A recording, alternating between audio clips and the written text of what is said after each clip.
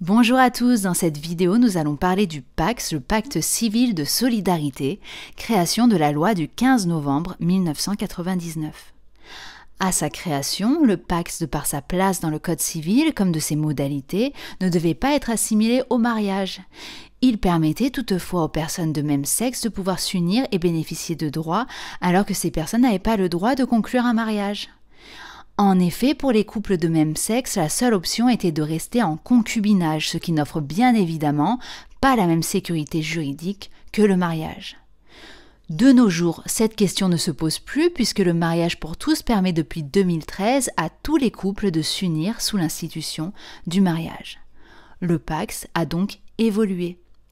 Attention cependant de noter que vu que le PACS ne devait pas être assimilé au mariage, il était ouvert à tous les couples, même ceux de sexe opposé, dès sa création. Du point de vue du vocabulaire, on dit partenaire de PACS quand on parle de deux personnes engagées dans un PACS et non conjoints. Les conjoints sont liés par le mariage, les partenaires par le PACS et les concubins par aucun lien de droit de ce genre. L'article 515-1 du Code civil nous dit qu'un pacte civil de solidarité est un contrat conclu par deux personnes physiques majeures, de sexe différent ou de même sexe, pour organiser leur vie commune. Ainsi, comme pour le mariage, le pacte peut être conclu entre personnes majeures de même sexe ou de sexe différent, cependant, à la différence du mariage, qui peut donner lieu à dérogation pour les mineurs si ceux-ci obtiennent l'accord de leurs parents et la dérogation du procureur de la République pour motif grave, il n'y a pas de dérogation pour le pacte, il ne sera conclu qu'entre majeurs. L'article 515-2 dispose quant à lui qu'à peine de nullité, il ne peut y avoir de pacte civil de solidarité entre ascendants et descendants en ligne directe, entre alliés en ligne directe et entre collatéraux jusqu'au 3e degré inclus. Entre deux personnes dont l'une au moins est engagée dans les liens du mariage, entre deux personnes dont l'une au moins est déjà liée par un pacte civil de solidarité. On retrouve donc l'interdiction de la polygamie, que ce soit dans le cas de figure où l'une des personnes engagées dans le PACS est déjà engagée dans un mariage, ou alors qu'elle soit déjà engagée dans un autre PACS. Attention, quelqu'un qui est déjà dans une union consacrée par le PACS pourrait très bien se marier. Le mariage mettra fin au PACS. Mais pas l'inverse.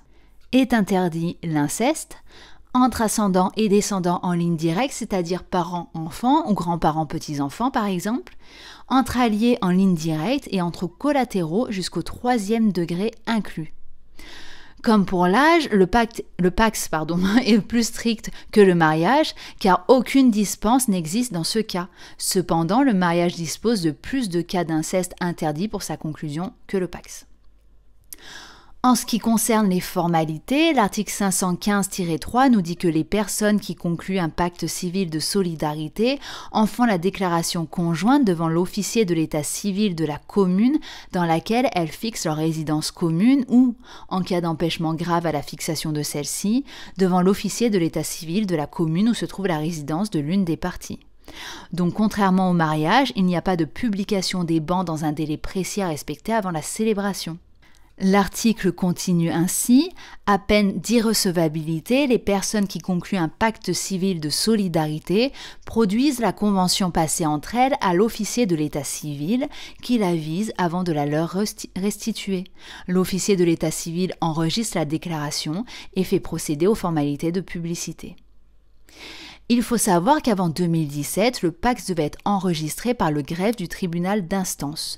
Aujourd'hui, c'est l'officier de l'état civil qui enregistre la déclaration à la mairie. On trouve là un rapprochement avec le mariage. Cependant, le PACS peut être aussi enregistré par le notaire et non l'officier de l'état civil. L'article 515-3 continue donc ainsi.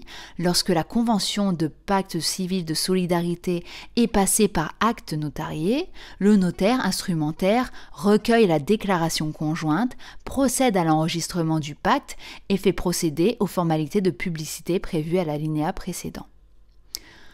Une autre similitude avec le mariage se trouve à l'article suivant, le 515-3-1, qui nous dit que il est fait mention, en marge de l'acte de naissance de chaque partenaire, de la déclaration de pacte civil de solidarité avec indication de l'identité de l'autre partenaire. Cette mention le rend opposable au tiers. Le Pacs, comme le mariage, crée des devoirs, même si ceux-ci sont différents. L'article 515-4 du Code civil dispose que les partenaires liés par un pacte civil de solidarité s'engagent à une vie commune ainsi qu'à une aide matérielle et une assistance réciproque. Si les partenaires n'en disposent autrement, l'aide matérielle est proportionnelle à leurs facultés respectives. On retrouve donc des similitudes avec les devoirs du mariage, même si on notera l'absence du devoir de fidélité. Pour la dissolution du Pacs, il faut se référer à l'article 515-7 du Code civil qui nous dit que le pacte civil de solidarité se dissout par la mort de l'un des partenaires ou par le mariage des partenaires ou de l'un d'eux. En ce cas, la dissolution prend effet à la date de l'événement.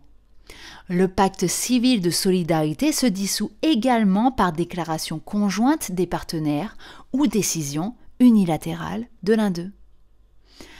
Pour ce qui est de la prise d'effet de sa dissolution, ce même article nous dit que la dissolution du pacte civil de solidarité prend effet dans les rapports entre les partenaires à la date de son enregistrement. Elle est opposable aux tiers à partir du jour où les formalités de publicité ont été accomplies. Au niveau patrimonial, quelques éléments intéressants, notamment l'article 515-6, je cite, « Lorsque le pacte civil de solidarité prend fin par le décès d'un des partenaires, le survivant peut se prévaloir des dispositions des 2 premiers alinéas de l'article 763. Cet article nous dit que si à l'époque du décès, le conjoint successible occupe effectivement à titre d'habitation principale un logement appartenant aux époux ou dépendant totalement de la succession, il a de plein droit pendant 1 année la jouissance gratuite de ce logement ainsi que du mobilier compris dans la succession qui le garnit. Si son habitation était assurée au moyen d'un bail à loyer ou d'un logement appartenant par partie indivise au défunt, les loyers ou l'indemnité d'occupation lui en seront remboursés par la succession pendant l'année au fur et à mesure de leur acquittement. Ce dispositif, il est mis en place pour les conjoints et du coup aussi pour les partenaires de Pacs afin qu'en cas de décès de l'un d'eux, l'autre ne se retrouve pas à la rue du jour au lendemain.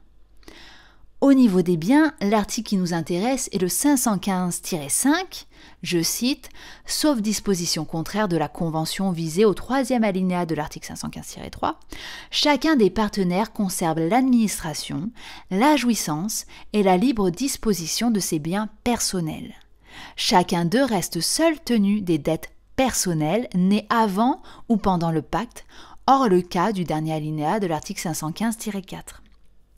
Chacun des partenaires peut prouver par tous les moyens, tant à l'égard de son partenaire que des tiers, qu'il a la propriété exclusive d'un bien. Les biens sur lesquels aucun des partenaires ne peut justifier d'une propriété exclusive sont réputés leur appartenir indivisément à chacun pour moitié. L'article suivant nous informe que les partenaires peuvent, dans la convention initiale ou dans une convention modificative, choisir de soumettre au régime de l'indivision les biens qu'ils acquièrent ensemble ou séparément à compter de l'enregistrement de ces conventions. Voilà, j'espère que cette vidéo vous aura aidé. Je vous invite à la liker et à vous abonner pour plus de contenu sur le droit et la fac de droit en général. Je vous souhaite de bonnes révisions, une bonne journée et de bons partiels.